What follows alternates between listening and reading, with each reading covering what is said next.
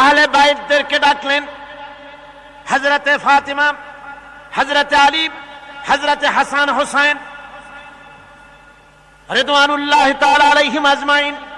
আহলে বাইতদেরকে ডেকে আল্লাহর হাবিব বললেন, ওগো আমার কলিজার টুকরা মেয়ে মা ফাতেমা, ও আলী, ও হাসান হোসেন, এই মাত্র কোরআনে কারীমের আয়াত নাজিল হলো। আল্লাহ রাব্বুল আলামিন আমাকে বলতে বলেছেন, আমি জানি না, আমি নবী জানি না কিয়ামতের দিন আল্লাহ আমার সাথে কি ব্যবহার করবেন, আর আমি এও জানি না যে আল্লাহ রাব্বুল আলামিন তোমাদের সাথে কি ব্যবহার করবেন। সুতরাং ও ফাতেমা, মুহাম্মদ সাল্লাল্লাহু আলাইহি ওয়াসাল্লামের মেয়ে হিসেবে নাজাতের কোনো ফয়সালা তোমার হবে না। ও হাসান হোসেন, মুহাম্মদ সাল্লাল্লাহু আলাইহি ওয়াসাল্লামের নাতি হিসেবে তোমাদের ফয়সালা হবে না। কিয়ামতের দিন তোমাদের ফয়সালা হবে যার যার আমলের উপরে। আমলকে ভালো করে গঠন করো, এই আমল তোমাকে কিয়ামতের দিন তোমাকে বাঁচাবে। আমল তৈরি করো ভালো করে, আমার দোহাই দিয়ে নাজাত পাবে না, আমল তৈরি করতে হবে। কথা বুঝতে পেরেছেন? কথা বুঝে আসছে? আমার বন্ধুগণ, হযরতে ফাতিমা রাদিয়াল্লাহু তাআলা আনহা ইন্তেকালের আগে, মরজে মওত যখন হলো, ইন্তেকালের আগে তিনি হযরত আলীকে, তার স্বামীকে ডেকে বলেন, প্রাণের স্বামী, আমার মওত যখন হয়ে যাবে বেশি লোককে খবর দিবেন না, অল্প লোকদেরকে জানাই আমার জানাজার ব্যবস্থা তাড়াতাড়ি করে মাদফুন করে আমাকে দিবেন। গভীর রাত্রে হযরত ফাতিমা রাদিয়াল্লাহু তাআলা আনহা ইন্তেকাল করলেন। কিছু সংখ্যক সাহাবীদের কাছে খবর দিয়া অল্প সময়ের ভিতরে জানাজার ব্যবস্থা করা হলো। হযরতে আবু যর গিফারী রাদিয়াল্লাহু তাআলা আনহু কবরের ভিতরে নেমে গেলেন। কবরের ভিতরে নেমে গিয়া হযরতে আবু যর বলেন, রে কবর, তোর ভিতরে আজকে কাকে রাখবো, তুই কি তা জানিস নাকি? কোনো জবাব আসে না।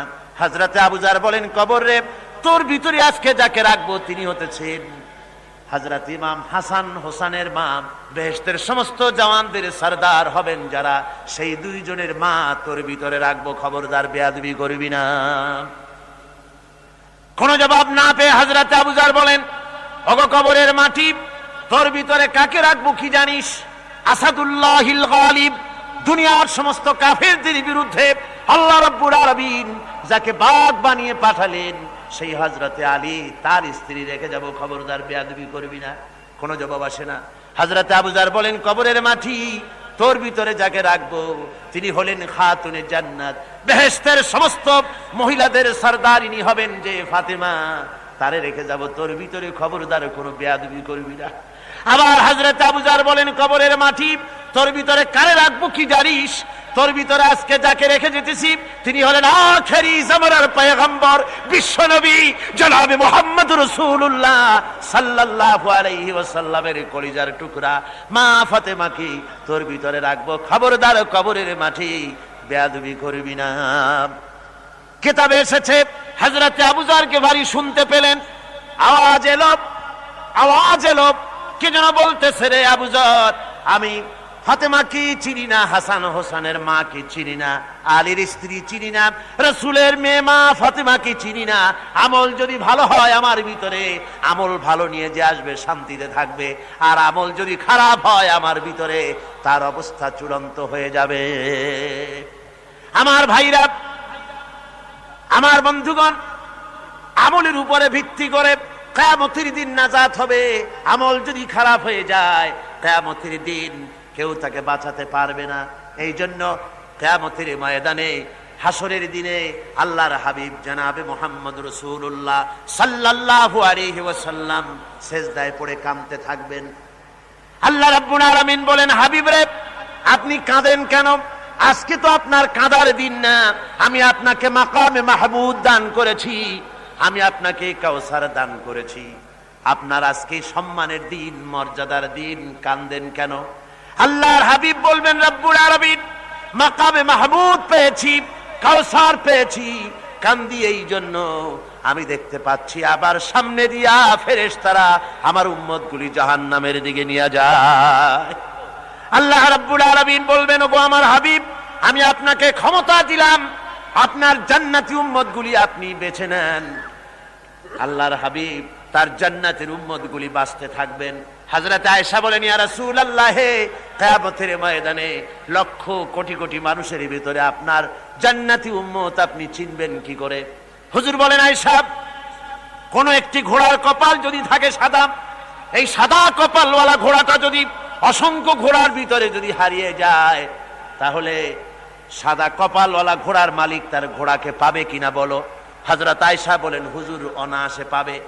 আল্লাহ রাব্বুল আলামিনের হাবিব বলেন, আয়েশা রে, কিয়ামতের ময়দানে আমার যেই উম্মতেরা নামাজি ছিল, দিনদার ছিল, পরেজগার ছিল, দুনিয়ার বুকে ঈমান নিয়ে যারা চলাফেরা করেছে, আমার দিন কায়েমের আল্লাহর দিনের জন্য যারা কাজ করেছে, ওদের চেহারা নূর চমকাতে থাকবে, ঈমানের নূর কিয়ামতের দিন চমকাতে থাকবে। সেই ঈমানের নূর দেখে দেখে আমি আমার জান্নাতি উম্মতগুলি আমি বেছে নেব। হযরত ফাতিমা রাদিয়াল্লাহু তাআলা আনহাকে রাসূলুল্লাহ সাল্লাল্লাহু আলাইহি ওয়াসাল্লাম অত্যন্ত ভালোবাসতেন, মহব্বত করতেন তার স্ত্রীদেরকেও। তার স্ত্রীরাও রাসূল করিম সাল্লাল্লাহু আলাইহি ওয়াসাল্লামকে ভালোবাসতেন প্রাণ উজাড় করে দিয়ে। নবীজি বলেছেন, কন্যার পিতাদেরকে গালি দিও না। অনেকে টিটকারি করে, বারবার মেয়ে হয় ছেলে একটাও হয় না, সেই জন্য টিটকারি বটকারি করে। আল্লাহ নবী বলেছেন, মেয়ের পিতাকে গালি দিও না, ঠাট্টা করো না, যেহেতু আমি মুহাম্মদ রাসূলুল্লাহ সাল্লাল্লাহু আলাইহি ওয়াসাল্লাম, আমি মেয়েদের পিতা, আমি নিজে মেয়েদের পিতা। খবরদার মেয়েদের পিতাকে গালি দিও না। রাসূলুল্লাহ বলেছেন, আকাশের নিচে জমিনের উপরে খাদিজার মতো মহিলা আর নাই। সেই হযরতে খাদিজা রাসূলের 4টি মেয়ে পেটে ধারণ করেছিলেন। সুবহানাল্লাহ। মেয়ের প্রতি রাসূলুল্লাহ যথেষ্ট মহব্বত করতেন, মেয়েকে খুব ভালোবাসতেন হুজুর সাল্লাল্লাহু আলাইহি ওয়াসাল্লাম। হুজুরের কলিজার টুকরা ছিলেন মা ফাতিমা রাদিয়াল্লাহু তাআলা আনহা। হুজুর যখন কোথাও যেতেন, সকলের শেষে দেখা করতেন ফাতেমার সঙ্গে, আর বিদেশ থেকে সফর করে এসে সকলের আগে দেখা করতেন ফাতেমার সঙ্গে। সুবহানাল্লাহ। রাসূলুল্লাহ আরো বলেছেন, তোমরা যখন বাজারে যাবে বা ব্যবসা করতে যাবে বা বিদেশে যাবে, আসার সময় যে সব হাদিয়া নিয়ে আসো। আমরা যখন বাইরে যাই, বাজারে যাই, কিছু হাদিয়া আনি না, জামা কাপড় চকলেট ইত্যাদি আমরা আনে থাকি। রাসূলুল্লাহ বলেছেন, হাদিয়াগুলি তোমরা যারা বিদেশে যাও, বাজারে যাও, হাদিয়া আনবে, আর এনে ঘরের মধ্যে ঢুকে তা শুরু করবে মেয়েকে দিয়ে। প্রথমে দেবে মেয়েকে। সুবহানাল্লাহ। মেয়ের মর্যাদা ইসলামে সব চাইতে বেশি। কোন যুগে? যে যুগে মেয়ে হলে পরেই মাটির নিচে ঘেরে রাখতো, আছাড় মেরে মেরে ফেলে দিত। বেআইয়ি যামবিন কুতিলাত, কোন অপরাধে তাদেরকে হত্যা করা হলো, আল্লাহ পাক কোরআনে কারীমের মধ্যে বলেছেন। তাদের অপরাধ আর কিছু না, তারা নারী, এই জন্য তাদেরকে মেরে ফেলা হতো। রাসূলুল্লাহ তাদের ইজ্জত দিলেন। সুবহানাল্লাহ বিহামদিহি। রাসূলুল্লাহ সম্মান দিলেন, ইজ্জত দিলেন তাদেরকে। কন্যা হিসাবে নারীর এই মর্যাদা। ফাতেমাকে রাসূল এত ভালোবাসতেন, ইন্তেকালের সময় হযরত ফাতেমা কাঁদতে কাঁদতে বেহুশ হয়ে যাওয়ার উপক্রম হয়ে গেছে। রাসূলুল্লাহ হযরত ফাতেমাকে ইশারা দিলেন। হযরত ফাতেমা তার কান নিয়ে রাসূলুল্লাহর মুখের কাছে লাগাই দিলেন। আল্লাহ নবী কি যেন বললেন কানে কানে, হযরত ফাতেমার কান্না বন্ধ হয়ে গেল। হযরত আয়েশা বলেন, মা, রাসূলুল্লাহ তোমার কানে কানে কি বলল আর তোমার কান্না বন্ধ হয়ে গেল? হযরত ফাতেমা বলেন, ইয়া আম্মা জান, আমার আব্বা আমার কানে কানে বলল, মা ফাতেমা তুই কাঁদিস না, তোর কান্না আমার বরদাস্ত হয় না, তোমাকে কাঁদতে হবে না। আমি তোমাকে সুসংবাদ দিয়ে যেতেছি, আমি মরে যাওয়ার পর সর্বপ্রথম তোমার সাথে আমার দেখা হবে।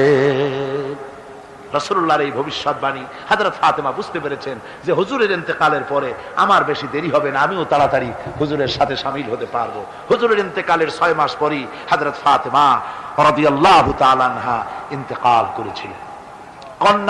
কন্যা হিসেবে নারীর মর্যাদা ইসলাম অনেক অনেক গুণে বাড়িয়ে দিয়েছে। এই কন্যা শিশু, কৈশোর, যৌবন পেরিয়ে যখন যৌবনে তার বিয়ে হয়ে যায়, আল্লাহ রাব্বুল আলামিন তখন বলেন, ওয়া মিন আয়াতিহি আন খালাকা লাকুম মিন আনফুসিকুম আজওয়াজান লিতাসকুনু ইলাইহা ওয়া জাআলা বাইনাকুম মাওয়াদ্দাতান ওয়া রাহমা। আল্লাহ পাক বলেন, আমার নিদর্শনের ভিতরে এটিও একটি নিদর্শন যে আমি তোমাদের থেকে তোমাদের জোড়া তৈরি করেছি, তোমাদের স্ত্রীদেরকে তৈরি করেছি, তোমাদের সাথে তোমাদের স্ত্রীর ভালোবাসা সৃষ্টি করেছি, মহব্বত সৃষ্টি করেছি। এই মহব্বত আমি আল্লাহ তৈরি করেছি। আর যখন বুড়ো হয়ে যায় মানুষ, স্বামী স্ত্রী যখন বুড়ার বুড়ি হয়, তখন আর ভালোবাসা থাকে না, তখন ওই ভালোবাসা সহৃদয়তার করুণায় আমি আল্লাহ পরিণত করে দেই। বুড়ার জন্য তখন বুড়ি ছাড়া আর উপায় নাই, বুড়িরও আর বুড়া ছাড়া উপায় নাই। তখন ভালোবাসা কোনো বিশেষ কোনো অক্ষ নিয়ে ভালোবাসা নয়, তখন একের উপরে অন্য একদম নির্ভরশীল হয়ে পড়ে। আল্লাহ পাক বলেন এই অবস্থা আমি আল্লাহ সৃষ্টি করে দেই। সুবহানাল্লাহ ওয়া বিহামদিহি। স্ত্রীকে রাসূলুল্লাহ কত ভালোবাসতেন। আল্লাহর নবী বলেছেন আমার কাছে তিনটা জিনিস প্রিয়, একটা হচ্ছে সুগন্ধি, একটা হচ্ছে নামাজ, আর একটা হচ্ছে স্ত্রী। সুবহানাল্লাহ, স্ত্রী আমার কাছে প্রিয়। হুজুর বলেছেন তোমাদের মধ্যে সেই ব্যক্তি উত্তম যে ব্যক্তি তার স্ত্রীর কাছে উত্তম, আমি আমার স্ত্রীদের কাছে উত্তম ব্যক্তি। সুবহানাল্লাহ। রাসূলুল্লাহ স্ত্রীকে কত ভালোবাসতেন। বিশ্বনবী রাজনৈতিক কর্মকাণ্ড চালাচ্ছেন, যুদ্ধের দামামা বাজতেছে, চতুর্দিকে কত অশান্তি, সবকিছু চলছে, স্ত্রীর হক আদায় করতে ভুলে যাননি। রাতের বেলায় হযরত আয়েশার বয়স কম, তাকে নিয়ে রাসূলুল্লাহ একটু সুযোগ পেয়েছেন, বলছেন আয়েশা সব তো ঘুমিয়ে, চলো আমরা একটু দৌড়াই। ওই যে দূরে একটা জিনিস দেখা যায়, দৌড় দাও দেখি কি আগে যায়। দুজনে দৌড় প্রতিযোগিতা করলেন।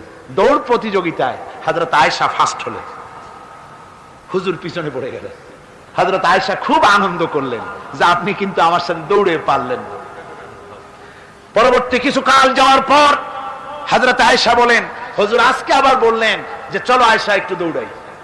হযরত আয়েশা বলছেন যে সেদিনের তুলনায় আমার শরীর একটু, আমি মুটিয়ে গেছি, শরীরটি স্থূল হয়েছে, আমি আজকে দৌড়ালাম কিন্তু পারলাম না, রাসূল আগে চলে গেলেন। আমি হাঁপাতে হাঁপাতে যখন হুজুরের কাছে চলে গেছি, হুজুর তখন মুস্কি হেসে আমাকে বললেন আয়েশা ওই সেই দিনের জবাব আজকে দিয়া দিলাম। সুবহানাল্লাহ বিহামদিহি, সুবহানাল্লাহ বিহামদিহি। বিশ্ব নবী কত বড় আদর্শ বিশ্ব মানবতার জন্য। তিনি বলেছেন আরাফাতের ময়দানে রাসূলুল্লাহ বলেছেন তোমরা যেমন পড়বে তোমার স্ত্রীদেরকে তেমন পড়াবে, তোমরা যেমন খাবে তোমার স্ত্রীদেরকে তেমন খাওয়াবে, স্ট্যান্ডার্ড মেনটেন করবে। তুমি ভালো দামের কাপড় পরবে, স্ত্রীকে খারাপ দিবে তা নয়, অধিকার দুজনেরই সমান, স্বামী এবং স্ত্রী সমান অধিকার। কিন্তু আমরা তা বুঝতে পারি না, বুঝতে চাই না। আমরা অনেকে মনে করেছি বিয়ে যখন করছি তখন আমি তো নওয়াবজাদা নসরুল্লাহ খান আর বউ তো কেনা দাসী। না, সে কৃত দাসী নয়, তার মর্যাদা আছে, তার সম্মান আছে, তার সম্মান আপনাকে দিতে হবে। রাসূলুল্লাহ দিয়েছেন, আপনাকেও দিতে হবে। রান্না বান্না হতে দেরি হয়, কত গালাগালি শুনতে হয় নারীকে।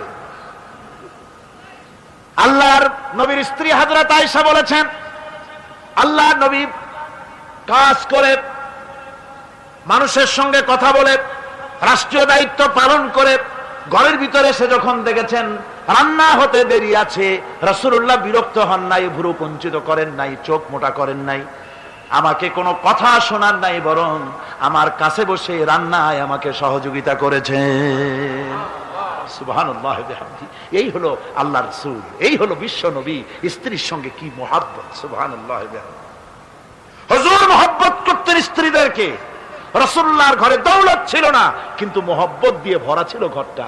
হুজুরের ঘরে ফ্রিজ নাই, এসি নাই, হুজুরের ঘরে কার্পেট নাই, হুজুরের ঘরের মধ্যে জাজির নাই, তোশক নাই, বড় বড় কম্বল নাই, আরামের কোনো জিনিস নাই, মডার্ন ইকুইপমেন্টস কিচ্ছু নাই, দৌলত নাই, কিন্তু মহব্বত দিয়ে ঘরটা ভরা।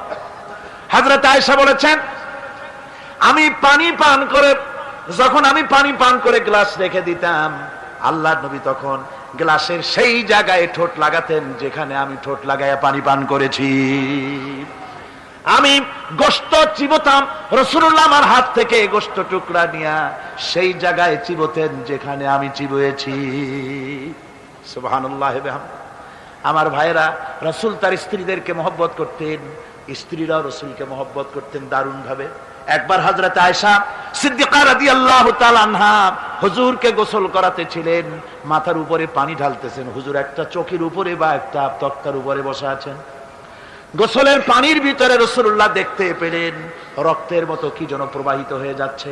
হুজুর জিজ্ঞেস করেন আয়েশারে পানির ভিতরে রক্তের মতো কি দেখা যায়? হযরত আয়েশা বলেন হুজুর আপনি যখন বসেছিলেন অসতর্ক মুহূর্তে তক্তার নিচে আমার একটা আঙ্গুল পড়েছিল, পায়ের আঙ্গুলটা ফেটে বোধহয় রক্ত বেরোতেছে। রাসূলুল্লাহ তাড়াতাড়ি করে উঠলেন আর ওই আঙ্গুলকে ব্যান্ডেজ করে দিলেন। রাসূলুল্লাহ বললেন আয়েশা রে আঙ্গুল ফেটে গেছে, একটু আহাহু পর্যন্ত করলে না, এতক্ষণ তুমি কষ্ট করলে কেন? হযরত আয়েশা বলেন, ইয়া রাসূলুল্লাহ, ওটা তো একটা পায়ের আঙ্গুল। আয়েশার কলিজাটা ফেটে যদি রক্ত বেরোতো, রাসূলুল্লাহকে উঠতে বলতে আমি পারতাম না। কি মহব্বত রাসূলের সাথে। হযরত আয়েশা বলেন, হুজুর সাল্লাল্লাহু আলাইহি ওয়াসাল্লাম স্ত্রীদেরকে এত ভালোবাসতেন। আমাদের ঘরে গোশত টোস্ত তেমন রান্না বান্না খুব কম হতো। গোশত রান্না হবে কি, মাসের পর মাস চলে গেছে রাসূলের বাড়িতে, হুজুর স্ত্রীরা বলেছেন আমাদের ঘরে চুলে আগুন জ্বলে নাই, একটু শুকনা রুটি, একটু শুকনা খেজুর আর একটু পানি খেয়ে আমাদের জীবন চলেছে। এরকমের অবস্থা হয়েছে। তারপরে এই অবস্থা চলেছে, এর মধ্যে যদি কখনো একটু গোশত আসছে, হুজুর যখন ছাগল টাগল ইত্যাদি ছাগল দুম্বা জবাও করেছেন, এই দুম্বার গোশত নিয়ে, ছাগলের গোশত নিয়ে রাসূলুল্লাহ নিজে বেরোতেন। হযরত খাদিজার বান্ধবী কোথায় আছে খুঁজে ওই বান্ধবীর কাছে গোশত পৌঁছে দিয়ে আসতে। হযরত আয়েশা বলেন, একদিন আমার ঘুম ভেঙে গেল, দেখি হুজুর আমার কাছে নাই। গেলেন কোথায়?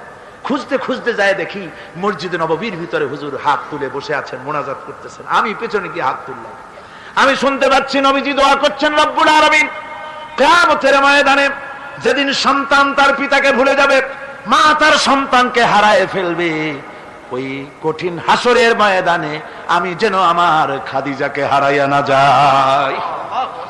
মুনাজাতের শেষে হযরত আয়েশা বলেন, ইয়া রাসূলুল্লাহ, খাদিজার কথা আপনার এত কেন বারবার মনে পড়ে? একটা বুড়িরে বিয়ে করেছিলেন 25 বছর বয়সের সময়, 40 বছর বুড়ি, তার কথা কেন এত মহব্বত আপনার মনে পড়ে? তার থেকে যুবতী মেয়ে, সুন্দরী মেয়েকে আপনার স্ত্রী হিসেবে আপনি পান নাই? হুজুর বলেন, আয়েশা রে, খাদিজার সম্পর্কে এমন কথা তুমি আর বলো না। তোমরা সবাই আমার সুখের দিনের স্ত্রী, আর খাদিজা আমার এমন সময় স্ত্রী ছিল যখন মক্কায় আমার আশ্রয় ছিল না, তামাম মক্কা নগরীতে আমার আশ্রয় ছিল না। খাদিজার সঞ্চিত সমস্ত ধনরাশি ইসলাম কবুল করার পর দুহাতে খাদিজা বিতরণ করে দিয়েছে। হযরত আয়েশা বলেন, হুজুর আমার গোস্তাকি মাফ করে দেন, আমি আর এরকম বলবো না, তবে খাদিজা সম্পর্কে আমার কিছু একটু শুনান। হুজুর বলেন, আয়েশা রে শোনো, গভীর রাত, যত রাত হোক না কেন, ইসলামের দাওয়াত দিয়ে দিয়ে গভীর রাত্রে আমি যখন বাসায় ফিরেছি, ঘরে এসেছি, দরজায় একটা মাত্র ডাক দিয়েছি, খাদিজা, অমনি দরজা খুলে গেছে। আমি জিজ্ঞেস করেছি, খাদিজা রে, যত রাত্রে আসলাম, যতবার আসলাম, একটা ডাকের বেশি লাগলো না, তুমি কি ঘুমাও না? হযরতে খাদিজা বলেছেন, ইয়া রাসূলুল্লাহ, আমার মনের ভিতরে ভয় থাকে, আল্লাহর রাসূল দিনের খেদমতে বাইরে আছেন, আমি যদি আরামে বিছানায় ঘুমায় থাকি আর নবীজি দরজার কাছে দাঁড়ায় আমারে ডাকাডাকি করবেন, উঠতে যদি দেরি হয়ে যায় নবীজির সঙ্গে বেয়াদবি হয়ে যাবে, এই মনে করে আপনি না আসা পর্যন্ত দরজার সাথে পিঠ লাগাই আমি দাঁড়াইয়া দাঁড়াইয়া ঘুমাই। আমার ভাইরা, হযরতে খাদিজার ইজ্জত স্বয়ং আল্লাহ দিয়েছেন। কে দিয়েছেন? হাদিস শরীফে এসেছে, রাসূলুল্লাহ জাবালে নূরে বসা, গারে হেরার ভিতরে বসা, হযরতে জিবরাইল রাসূলুল্লাহর সঙ্গে কথা বলতেছেন। একটু পরে হযরতে জিবরাইল বলেন, ইয়া রাসূলুল্লাহ, আমি আর এখানে বসবো না, আমি এখন চলছি। আমি দেখতে পাচ্ছি খাদিজা আসতেছে আপনার জন্য খাবার নিয়ে।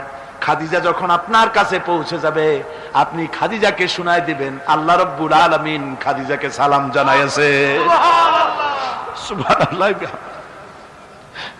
রাসূলুল্লাহর কাছে হযরতে খাদিজা যখন আসলেন, হুজুর বললেন, খাদিজা, আজকে তোমার জন্য দারুণ সুখবর। বলে কি? বলে, আল্লাহ পাক জিবরাইল কেবল উঠে গেল আমার কাছ থেকে, জিবরাইল বলে গেল আল্লাহ তোমাকে সালাম বলেছেন। হযরত খাদিজা কেঁদে ফেললেন, বললেন, ইয়া রাসূলুল্লাহ, আমার নারী জন্ম সার্থক, আল্লাহ আমাকে সালাম বলেছেন। এর জবাব কেমনে দিতে হয় হুজুর আমি তো জানি না, আপনি আমার পক্ষ থেকে আল্লাহর সালাম কিভাবে দেওয়া লাগে আপনি দিয়ে দিন, আমি তো বুঝি না কেমনে আল্লাহর সালামের জবাব দেব। হুজুর বললেন, খাদিজা, শুধু আল্লাহ নয়, জিবরাইলও তোমাকে সালাম বলে গেছে। হযরতে খাদিজা বললেন, হযরত জিবরাইলকে আমার সালামের জবাবটা ওয়ালাইকুমুস সালাম বলে দিন। হযরত খাদিজার এই মর্যাদা ছিল। আমার ভাইরা, রাসূল পাক সাল্লাল্লাহু আলাইহি ওয়াসাল্লাম এভাবে মহব্বত করেছেন স্ত্রীদেরকে। সুতরাং স্বামী স্ত্রীর মহব্বত আল্লাহর জান্নাতি নিয়ামত। কি নিয়ামত? যে ঘরের মধ্যে স্বামী স্ত্রীর মধ্যে মিল মহব্বত আছে, এটা বেহেশতের মতো, আর যেখানে মিল মহব্বত নাই, এটা জাহান্নামের মতো। ঠিক কিনা? সুতরাং মহব্বত করুন, বেশি বেশি স্যাক্রিফাইস করুন, বেশি বেশি স্যাক্রিফাইস করুন। নারীদের ব্যাপারে বলা হয়েছে, পুরুষকে বলা হয়েছে অধিকার আদায় করো, সব ব্যাপারে সমান অধিকার, কিন্তু নারীকে একটা ব্যাপারে বলা হয়েছে, নারী শোনো, পুরুষের মর্যাদা তোমার চাইতে আল্লাহ রাব্বুল আলামিন বেশি দিয়েছেন। আর রিজালু কাওয়ামুনা আলান নিসা, নারীদের উপরে পুরুষের প্রাধান্য আল্লাহ পাক দান করেছেন। একদিন একজন সাহাবী বলেছিলেন, ইয়া রাসূলুল্লাহ, জংলি উট দেখলাম আপনার পায়ের উপরে সেজদায় পড়ে গেল, আপনি যদি আমাদেরকে অনুমতি দিতেন না আপনাকে আমরা সেজদা করতাম। আল্লাহর নবী বললেন, মানুষ মানুষকে সেজদা করা এ পারমিশন যদি আমি দিতাম তাহলে দুনিয়ার সমস্ত স্ত্রীদেরকে বলতাম তারা যেন তাদের স্বামীকে সেজদা দেয়। স্বামীর মর্যাদা এখানে বেশি। সুতরাং অধিকার সমান, কোনো সন্দেহ নাই, কিন্তু স্বামীর একটা আলাদা মর্যাদা আছে, সেই সম্মানও তাকে দিতে হবে। এরপরে এই সমান অধিকারের ভিত্তিতে স্বামী স্ত্রী চলতে থাকে, মাঝখানে আল্লাহ পাক তাদেরকে সন্তান দান করেন। আল্লাহ তাদেরকে, নারীকে লেখাপড়ার অধিকার দিয়েছেন, ইসলাম তাকে লেখাপড়ার অধিকার দিয়েছে, শিক্ষার অধিকার দিয়েছে। হযরত আয়েশা সিদ্দিকা রাদিয়াল্লাহু তাআলা আনহা শিক্ষয়িত্রী ছিলেন, হাফেজা ছিলেন, হাদিসের হাফেজা ছিলেন, কোরআনের হাফেজা ছিলেন, হাজার হাজার সাহাবায়ে কেরামদের তিনি ওস্তাদ ছিলেন। সুবহানাল্লাহ পড়েন। নারীদের ব্যাপারে অধিকাংশ মাসালা হযরত আয়েশা সিদ্দিকা রাদিয়াল্লাহু তাআলা আনহার অবদান। সুবহানাল্লাহ। নারী যুদ্ধ করেছে, যুদ্ধের ময়দানে নারীর অধিকার আছে। নারী চাকরি করতে পারবে, নারী ব্যবসা করতে পারবে, নারী লেখাপড়া করতে পারবে, নারী সেনাবাহিনীতে যেতে পারবে, নারী সব করতে পারবে, কিন্তু পর্দার মাধ্যমে। জনৈক সাহাবী ইসলাম গ্রহণ করার পরও রাসূলুল্লাহ সাল্লাল্লাহু আলাইহি ওয়াসাল্লামের কাছে অনুশোচনা করছিলেন তার কন্যা সন্তান নিজ হাতে হত্যা করার জন্য। আমাদের প্রিয় নবী এ কথা শুনে কেঁদে ফেললেন। একটা লোক গিয়ে কাঁদতেছিল মুসলমান হওয়ার পরও। হুজুর কয়, কান্দো কেন? কই যে এই যে আমার গুনাহ কি মাফ হয়েছে? হুজুর বলেন, হ্যাঁ মাফ হয়ে গেছে। কলেমা পড়ছো, মাফ হয়ে গেছে। কয় যে হুজুর আমি তো মারাত্মক গুনাহ করছি। বলে কি? বলে আমার একটা মেয়ে, সেই মেয়েটাকে নিয়ে আমি, ঘটনা লম্বা, আমি সংক্ষেপে বলতেছি, মেয়েটাকে ফাঁকি দিয়া তারে আমি মারবো, বুঝতে দেই নাই আমার বউরে। বললাম চলো বেড়াইতে যাই। মেয়েটা আমার সাথে সাজায় দিয়েছে, তার মা বেড়াতে নিয়ে যাবো এইটা কথা মনে করে। মেয়েটা কদ্দূর যায়, আবার আব্বা আব্বা বলে আমার দিকে ফিরে আসে, আবার পিছনে থাকে, আবার আব্বা আব্বা বলে জড়ায় ধরে। এইভাবে করতে করতে যখন নির্জন এলাকায় গেলাম, আমি পাহাড়ের পাশে গর্ত খোঁড়া আরম্ভ করলাম। গর্ত খুঁজি আর মাটি ছিটে এসে আমার দাড়িতে লাগে। বাচ্চা মেয়েটা আমার কাছে এসে দাড়ি দিয়ে ধুল ঝাড়ায় দেয়, কয় আব্বা তোমার দাড়িতে ধুল লাগতেছে, তুমি এই কষ্ট করতেছো কেন? মেয়ে তো বোঝে না যে আমি তার জন্য কবর খুঁজতেছি। কবরটা খোঁড়া হয়ে যাওয়ার পর মেয়েটারে বান্ধা শুরু করলাম। মেয়ে এখন কাঁদতেছে, বাবা আমার বান্ধো কেন? আমি তারে বাঁধা জোরে ওর মধ্যে নিক্ষেপ করে দিলাম। মেয়েটা গর্তের মধ্যে বসে চিৎকার করে বলছে, আব্বা তুমি আমারে বাঁচতে দাও, আমি তোমারে বাপ বলে সমাজে হ্যাঁ করবো না, আমি ভিক্ষা করে খাবো, আমারে বেরো না। লোকটি বলছি, ইয়া রাসূলুল্লাহ, আমার মনে দরদ আসলো না। আমি একটা পাথর উঁচু করে আমার মেয়ের বুক লক্ষ্য করে জোরে মেরে দিলাম। বুকটা ফেটে রক্ত ফিনকি দিয়ে উঠলো, আর মেয়ের বুক থেকে আওয়াজ বেরোলো, আব্বা। আমার কালে যেন এখনো সেই আওয়াজ বাজে। হাদিস শরীফে এসেছে, হুজুরের চোখের পানি দাড়ি ভিজে ভিজে জামার উপরে পড়তেছিল। হুজুর বললেন, আহারে, মানুষেও পারে এইরকম কাম করতে।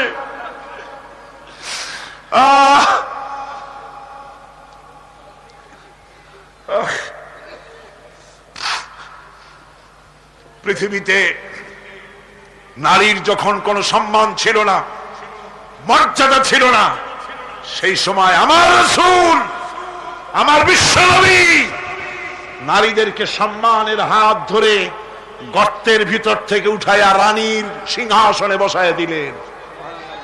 সুবহানাল্লাহ। মায়ের মর্যাদা দিয়ে দিলেন। সুবহানাল্লাহ। নারীরা আমাদের মায়ের জাত। নারীরা আমার কি এর জাত? মায়ের জাত। আমার মা বোনেরা, তোমাদের সম্মান কত তোমরা জানো না।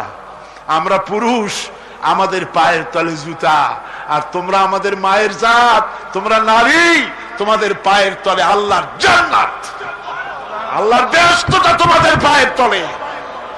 এই সম্মান আল্লাহ তোমাদের দিয়েছে, নবী দিয়েছেন। সুবহানাল্লাহ। কর ভাইরা আমার, অধিকার ইসলাম দিয়েছে। বিবাহ যখন হয়, এই বিবাহের সময় এজেন্ট আনতে হয়। আর বিবাহ হচ্ছে বিবাহ বৈঠক। এজেন্ট আনার জন্য ওই যে কি জানি কয় ম্যারেজ রেজিস্ট্রার বা মৌলবি সাহেব কার অনুমতি আগে নেয়? বলেন কার অনুমতি? তাহলে অধিকার ইসলাম পুরুষে দিল না মেয়ে লোকের দিল? আগে মেয়ে লোকের কাছে যাও, মেয়েটাকে জিজ্ঞেস করো সেই বিবাহে রাজি আছে কিনা। সুবহানাল্লাহ পড়ে, এই বিবাহে রাজি আছে কিনা জিজ্ঞেস করো, তার অধিকারই বেশি। এরপরে এই বিবাহে করার ব্যাপারে কত বৈষম্য। আজ বিবাহ করতে গেলে যৌতুকের প্রথা এসেছে। রাসূলুল্লাহ যৌতুক দিয়েছিলেন, ওটা যৌতুক না, ওটা উপহার, ওটা হাদিয়া। রাসূলুল্লাহ তোহফা দিয়েছিলেন হুজুরের জামাই। সুবহানাল্লাহ, কি জামাই! এক জামাই তো জিন্নুর আইন, যাকে ফেরেশতারা পর্যন্ত লজ্জা করতো যারে দেখে, হযরত উসমান রাদিয়াল্লাহু তাআলা আনহু। আরেকজন হযরত আলী কাররামাল্লাহু ওয়াজহাহু। হযরত আলী, যার সম্পর্কে রাসূল পাক সাল্লাল্লাহু আলাইহি ওয়াসাল্লাম যাকে কত সম্মান দিয়েছেন, কত মর্যাদা দিয়েছেন, এই হলো হযরত আলী হুজুরের জামাই। আনা মাদিনাতুল ইলম ওয়া আলিয়ুম বাবুহা, আমি হলাম জ্ঞানের রাজ্য আর আলী হলো সেই রাজ্যে প্রবেশের দরজা। সুবহানাল্লাহ। ভাইরা, এই হলো জামাই। আর মেয়ে খাতুনে জান্নাত, বিনতে রাসূল, বেহেশতের সমস্ত রমণীদের সরদারিনী মা ফাতিমাতুজ জাহরা রাদিয়াল্লাহু তাআলা আনহা। কি উপহার দিলেন বিয়েতে রাসূল! এই মেয়ে আর এই জামাই। উপহার হলো খেজুরের ছোবড়ার একটা তোশক, পানি উঠাবার জন্য একটা মশক, আর আটা পেশা একটা জাতফা। এই হলো নবীর মেয়ে আর জামাইয়ের জন্য উপহার। রাসূলুল্লাহ সাল্লাল্লাহু আলাইহি ওয়াসাল্লামের স্ত্রী মা উম্মে হাবিবা আমাদের প্রিয় নবীর সম্মানের প্রতি ছিলেন খুবই যত্নশীল। তার পিতা তখন ইসলাম গ্রহণ করেননি। এমন অবস্থায় পিতা ঘরে প্রবেশ করলে রাসূলুল্লাহ সাল্লাল্লাহু আলাইহি ওয়াসাল্লামের স্ত্রী তার পিতার সাথে যে আচরণ করেছিলেন, এখন আমরা শুনব সে কাহিনী। আবার স্ত্রীরা রাসূলের প্রতি কি ভালোবাসা দেখেছেন। হযরত উম্মে হাবিবা রাদিয়াল্লাহু তাআলা আনহা, আমাদের মা আবু সুফিয়ান রাদিয়াল্লাহু তাআলা আনহু, তার মেয়ে। তার কাছে আবু সুফিয়ান তখনও কাফের, সেই কুফরি হালতে মেয়ের ঘরে গিয়েছেন। যাওয়ার পরে হযরত উম্মে হাবিবা বাপ যখন বসতে গিয়েছেন, তখন উম্মে হাবিবা বলছেন যে আব্বা একটু দাঁড়ান। এই অবস্থায় দাঁড়াতে বলে বিছানাটা উল্টায়া দিয়া তারপরে বললেন যে বসেন। বাপ মনে খুব দুঃখ পেলেন। আবু সুফিয়ান বললেন, মা উম্মে হাবিবা, আমি তোমার পিতা, ভালো একটা বিছানা থাকলে তাই বিছায় দেওয়া উচিত ছিল, আর তুমি বিছানাটা উঠাইয়া তারপরে আমারে খালি জায়গায় বসতে বললা, আমি তোমার ব্যবহারে আহত হলাম। হযরত উম্মে হাবিবা বলেন, আব্বা জান, নিশ্চয়ই আপনি আমার আব্বা, শ্রদ্ধেয় পিতা, কোনো সন্দেহ এতে নাই, কিন্তু আপনি একজন কাফের। আল্লাহর রাসূল যে বিছানায় বসেন, সেই বিছানা আমি একটা কাফেরকে বসতে দিতে পারি না। সুবহানাল্লাহ।